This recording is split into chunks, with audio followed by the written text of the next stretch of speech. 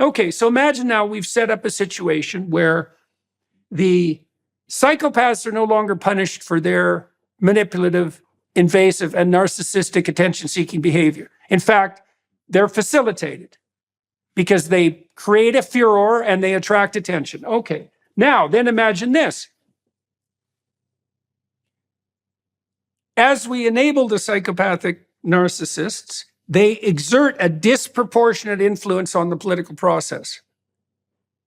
And they drive polarization. Now, they do that partly because they like chaos, right? If you're a failure, if you're a resentful, bitter failure, one of your best bets is to flip the bloody social system upside down because you might be able to garner some short-term advantage in the ensuing chaos. That's a typical parasitic predator strategy. Wreak havoc and then feast in the ruins. Right, precisely. Okay. The danger I see on the liberal side, and this is a consequence of having watched this for a very long period of time, is that because the more liberal types are incapable of drawing boundaries, they can't tell to what degree they've been invaded by the psychopaths. Now, you tell me what you think. I'm watching the universities burn at the moment. Now, you could say that some of that's because the protesters are shocked by what's going on in Israel. And I'm just going to leave that aside because war is shocking and people have reason to be shocked. Yeah, right. Gaza, people are dying, But by the same token, it seems to me to be a naivety beyond comprehension to presume that those encampments aren't simultaneously being invaded by people who are manipulative and psychopathic beyond comprehension. Well, okay. The fact is that it's funny. My daughter and son-in-law are law professors at Columbia. Columbia was actually very, very calm. The encampments were incredibly peaceful. I'm a person who got, I was in sit-ins in the late 60s, early 70s. I'm that old. I think protesting and free speech among college students should be protected, and these encampments were totally peaceful. And the police were called in to get rid of them, and all of a sudden, you had the police coming in. And by the way, the New York City police were actually quite respectful, unlike a lot of the police that have been, up and down in the South and now at UCLA. They just basically calmly walked kids off, thankfully, as opposed to dragging and using tear gas.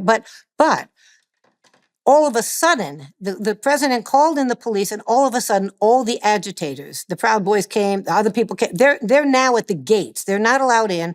They're the ones spewing the most stuff. They're the ones that now are getting. Now, that's not to say there are not a few bad apples anywhere. The person who led the group in Columbia had said some really horrible things, a few months ago. Yeah, you might say that, all right. But yeah. he wasn't sort of, at the time, it was still a peaceful protest. It was peaceful, and basically things have gone haywire. Brown, is brought up now as the president sat down, talked to the students, they were trying to work things out. Nothing went awry, Sometimes when we try to, the administrators are trying to respond, but they over-respond. And I think, it's made everything look all the worse, and it's been pretty terrible. There's no question about it. I think there's right and wrong on both sides here, I think there is too, but I'm pointing to a very specific danger. But I'm not sure. You're thinking the kids at the encampment were the psychopaths. I think that's I'm not saying that at all. I'm not saying that. Yeah. I'm saying they're susceptible to invasion by the psychopaths. I've been in the midst of plenty of protests. Yeah. Many of them aimed at me, and I've watched, and I'm a clinician. Right. Well, hang on. Right. Let me just walk through it.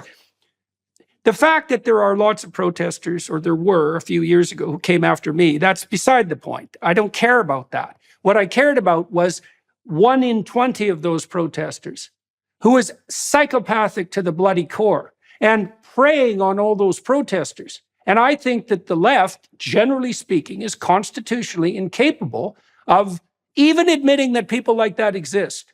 It's like, well, they're just victims. They're just victims of the social structure. It's like, if those people show up at your doorstep, like they have been, for example, at Stanford, they show up on your doorstep, you're not going to be thinking they're victims. You're going to be hoping that someone gets them the hell away from you as fast as possible. But you're also claiming that that one person is going to have a major impact on all these others. I mean, one of the reasons, that's happened historically. One of the reasons they may have a greater impact on the right than the left. One reason is that the people on the right, conservatives, are looking for strong leaders. They're looking for those people. They're looking for leaders. The left isn't. The left doesn't value strong leaders and power and those people who are psychopathically, who are psychopaths and can present themselves as strong leaders. So I'm not sure. I mean, you may be right. I don't have the answers here, but I'm not sure it has anything to do. I'm not sure it has to do with boundaries or anything else. I think a lot of it has to do with a greater ability to just ignore and not want to reify and adore these people. I mean, Trump has made it by moving, we are talking about somebody with sociopathic tendencies. We know he threw rocks at toddlers when he was a kid. You read about his childhood. This was a child sent, completely, he was as a child exactly as he is an adult, right? He was sent to a military school because his parents couldn't deal with him. He is looked at as a leader by many on the right because they're looking for somebody strong there. The left is not looking for strength and power. That's just not there. And I'm not sure it's a matter of boundaries. That's not to say, look, the left, we do lots of stuff wrong. I'm not saying, we have, everybody's right, terrific here and bad there. There's lots of fault on both sides. But so let me ask you the same question that I've asked all these Democrats. Okay. And I have made a systematic study of this. I've asked every single Democrat I've talked to in the last 6 years the same question. So let me ask you, when does the left go too far?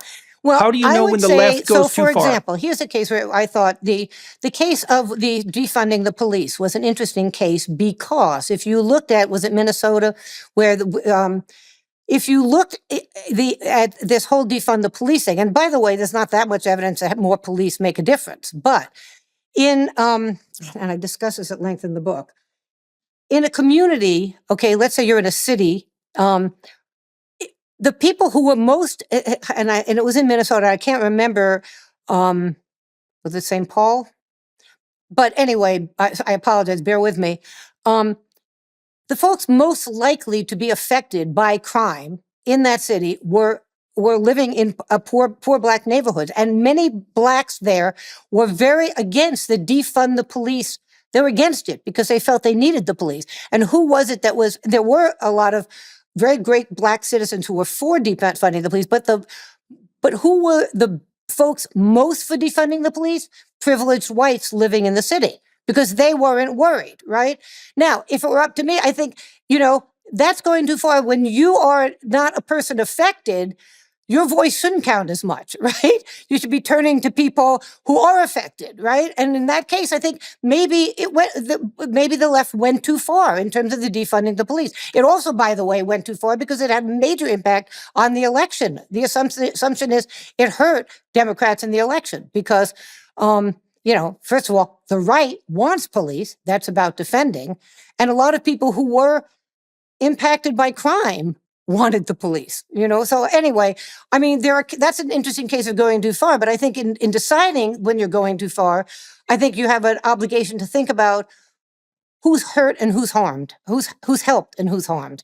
Yeah. And I think that would especially by the outcome of your political decisions. Right. So consequentialism matters there, right? That's maybe not a great example, but I think well, look, I can tell you this, that's a better answer than any single Democrat that I've ever talked to has ever given me. Okay. Generally what I get, I'm telling it's the truth. And I don't believe that I'm biased in this investigation because I've gone out of my way to talk to Democrats everywhere. Yeah. I've seriously gone out of my way to do it. No, it's interesting. And that's the best answer that I mean, it's a tough one. And, these days now, I don't know. It's very,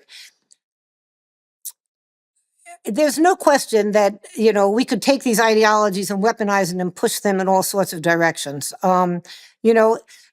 And the identity politics on the left, which is what you're really talking about, that's where things get tough. There's a reason for identity politics on the left, because if you're trying to get a more equal society, You've got to see which groups need help more than others. Okay, you don't help at an individual. You help at group levels, right? That's a piece of it. The downside of that, of course, is there's competitive victimhood, and it could, and as people thought, it could be, fraction.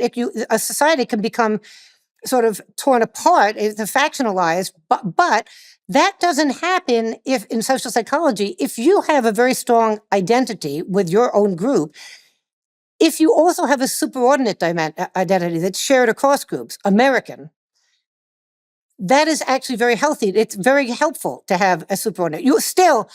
But our problem as a society right now is we're not very good at having their superordinate identity be something people are very proud about calling themselves, right? It's sort of, if we could develop that.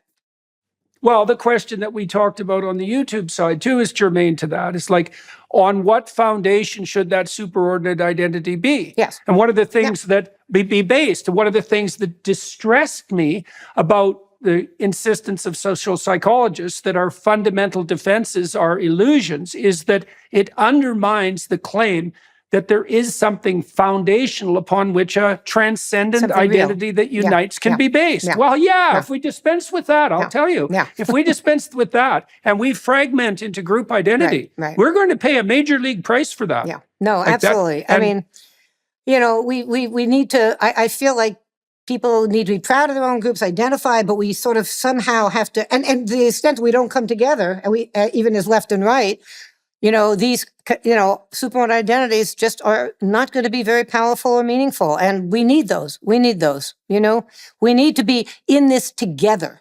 We need to have a caring society, not just an orderly society, right? We need both, right?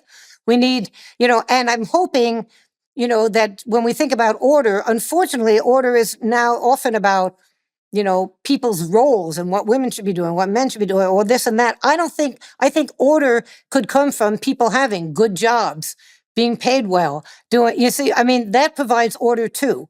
So liberals and conservatives could come together around social inequalities and work together.